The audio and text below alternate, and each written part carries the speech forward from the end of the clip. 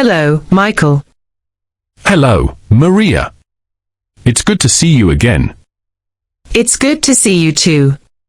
How are you today? I'm doing very well. I practiced English yesterday, and I even introduced myself to a new neighbor. That's wonderful. What did you say? I said, hello. My name is Michael. I'm from America, and I speak English. That's excellent.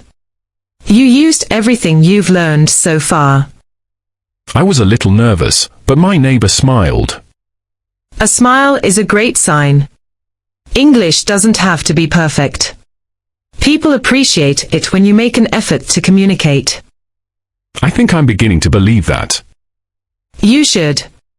Every day you're becoming a little more confident. Today we're going to talk about someone very special. Who? Your family. Oh. I can already think of many people. That's perfect, because families give us many opportunities to practice English. Let's start with a new word. Family. Family. A family is a group of people who care for one another. Parents, children, grandparents, brothers, and sisters are all part of a family. I like that word. It feels warm. It does. Now I'd like to show you a picture. Imagine I'm holding a family photo. Can you see the woman standing here? Yes. This is my mother. This is my mother. Excellent. Today's grammar is very simple. This is my. Then you add the family member. This is my mother. This is my mother. Wonderful. Now look at the man beside her. This is my father. Michael, this is my father. Very good. So I don't say, he is my father? You can, but today we're practicing a different pattern. When you're showing someone a picture, this is my. Sounds very natural. I understand. Let's continue. Do you have a brother? Yes, I do. Tell me about him. This is my brother. His name is Daniel. Excellent. Is he older or younger than you? He's younger. He likes football very much. That's nice. Now tell me about your sister. I don't have a sister. That's okay. Not every family is the same. Some people have brothers. Some people have sisters. Some have both. Some are only children. Every family is different. That's true. My cousin has 3 sisters. That's a big family. Now let's learn another word. Parents. Parents. Parents means your mother and father together. Instead of saying, my mother and my father, you can simply say my parents. So I can say, my parents live in America. Exactly. That's a very useful sentence. I think it saves time. It certainly does. Now let's imagine you're showing me your family photo. Who's this? This is my mother. What's her name? Her name is Sarah. She has a kind smile. Who's standing next to her? This is my father. His name is Robert. And who are these 2 children? This is my brother Daniel, and this is me. That's a lovely picture. Does your family spend a lot of time together? Yes. We usually have dinner together on weekends. That's wonderful. Family traditions are very important. My family has a tradition too. Every Sunday we cook lunch together. My mother prepares the main meal. My father makes fresh salad. My sister bakes bread. And I usually make dessert. That sounds delicious. Can everyone cook? Some are better than others. My father thinks he's an excellent cook. My sister and I don't always agree with him. Does he know that? Oh, yes. We laugh about it every Sunday. My family laughs a lot during dinner too. My younger brother always tells funny stories. Sometimes they're true. Sometimes they're a little creative. Every family has someone like that. Stories become more interesting each time they are told. That's definitely my brother. Families help us create happy memories. They also give us many opportunities to use English. When you meet new people, they often ask about your family. You don't need long answers.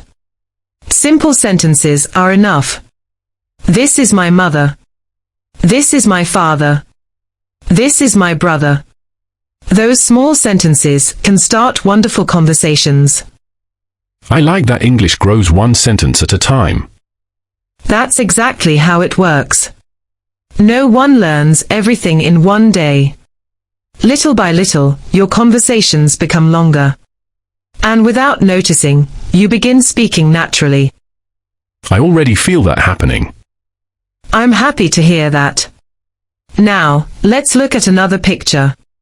There's an elderly woman sitting in a chair. Who do you think she is? Is she your grandmother? Yes, she is. This is my grandmother.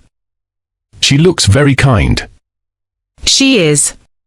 She's always smiling, and she loves telling stories about when she was young. I enjoy listening to older people. They always have interesting stories. They certainly do. Every family has a history, and grandparents often remember it best. Does your grandmother still live with your family? No, she lives in a small house near my parents. We visit her every weekend. I think she must be very happy when you visit. She is, especially when everyone comes together. She says a house becomes brighter when the family is together. That's a beautiful thought. It is. Now look at the man standing beside her. This is my grandfather. This is my grandfather. Excellent. My grandfather enjoys gardening. Every morning he waters his flowers before breakfast. My grandfather liked gardening too. He grew tomatoes and roses. That's wonderful. Plants need care, just like learning a language. I see the connection. If I practice every day, my English grows. Exactly. A little practice every day is much better than a lot of practice only once a month. I'll remember that. Let's meet another family. Imagine we're visiting my friend Emma. She opens the door and smiles. Hello, Emma. Hello, Michael. Welcome to my home. I'd like you to meet my family. This is my mother. Nice to meet you. This is my father. Nice to meet you too. This is my younger brother. Hello. And this is my little sister. Your family is very friendly. Thank you. They enjoy meeting new people. I think I could understand almost everything in that conversation. That's because you're learning useful English, not difficult English. Simple conversations happen every day. I'm starting to notice that. Let's try something different. I'm going to describe a person, and you tell me who it is. She is your mother's mother. That's my grandmother. Correct. He is your father's father. That's my grandfather. Very good. She is your father's wife. That's my mother. Excellent. He is your mother's husband. That's my father. Perfect. You answered every question correctly. It wasn't as difficult as I expected. That's because you've been thinking in English instead of translating every word. I didn't even realize I was doing that. That's a sign of progress. Now let's imagine you're showing your family photo to a new friend. Tell me about everyone. This is my mother. She is kind and enjoys reading. This is my father. He likes cooking on weekends. This is my younger brother. He loves football and tells funny stories. And this is me. That was excellent.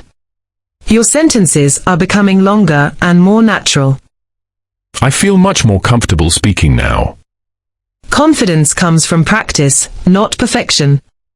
Remember that whenever you make a mistake. I will. Before we finish, let's review today's new words. Family, mother, father, brother, sister, parents, grandmother, grandfather, son, daughter. That's quite a few new words. Yes, but they all belong to the same topic, so they're easier to remember together. I think I'll remember them because I can picture my own family. That's an excellent way to learn vocabulary. Connect new words to your own life. They become much easier to remember. I have a question. Of course. When I meet someone new, is it okay to talk about my family? Absolutely. Family is one of the most common conversation topics in the world. People enjoy learning about each other. So I could say, this is my mother. This is my father. I have one brother. Exactly. Those simple sentences can begin a friendly conversation. I'm surprised by how much English I already know after only 6 lessons. And we're only getting started. Every lesson builds on the one before it.